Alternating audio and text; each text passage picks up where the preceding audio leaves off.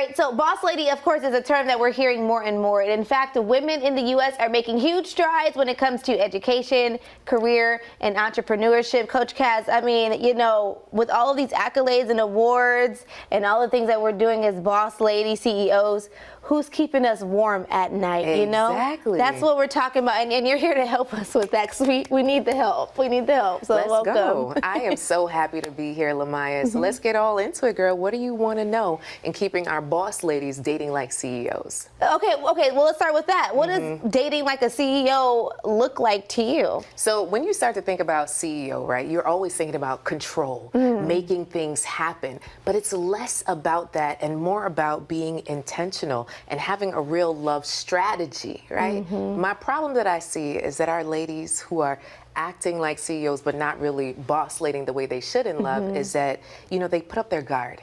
And it's like they're building a wall because of all the past hurts. But I'll tell you, that wall is not protecting their heart. It's building a prison.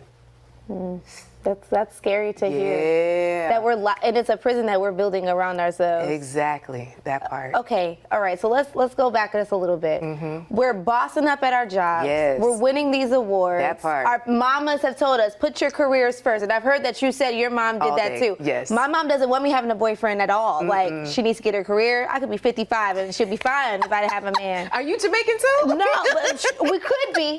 But we're bossing up, and we, like you said, we have this armor on us.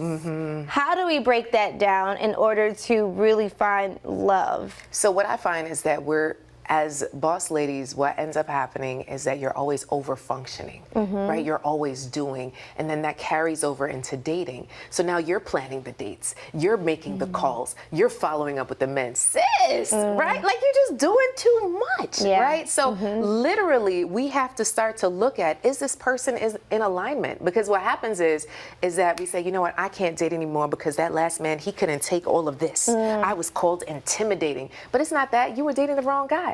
The right man should not make you dim your light. You should always be able to shine bright. But the problem is the choosing. Our pickers are broken, 100%. You don't know how to choose them. Our list is wrong. Yes, all the way. Should we get rid of our list? What should we add to our list? So the list is more of a standard versus a preference. I want to really specify the list, right? So a preference, 6 foot, washboard abs, FICO score, no baby mama drama, right? Now, all of that sounds like, yeah. But really, the standard, what is a standard?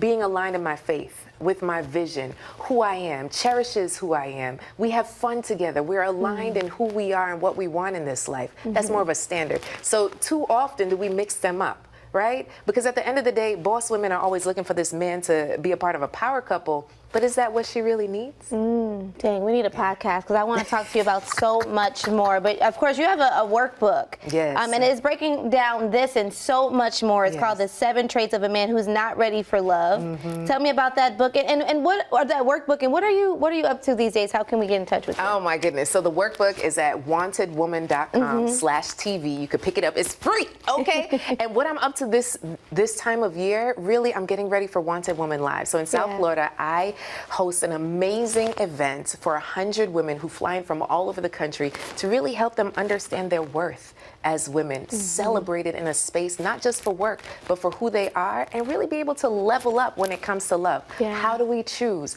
How do we not settle? How do we not self-sabotage? And really, how do we elevate this thing called love so we start to really have fun dating and not dread it? Oh man, that sounds so good. We have to have you come back to break some more things down for sure. But of course, guys, head over to our website, WSFLTV.com, to learn more about Coach Kaz, of course, Wanted Woman, and all of the things that she is up to. You'll see her back on the show, I'm sure. Thank you so much. Thanks for having me. Yes, no problem.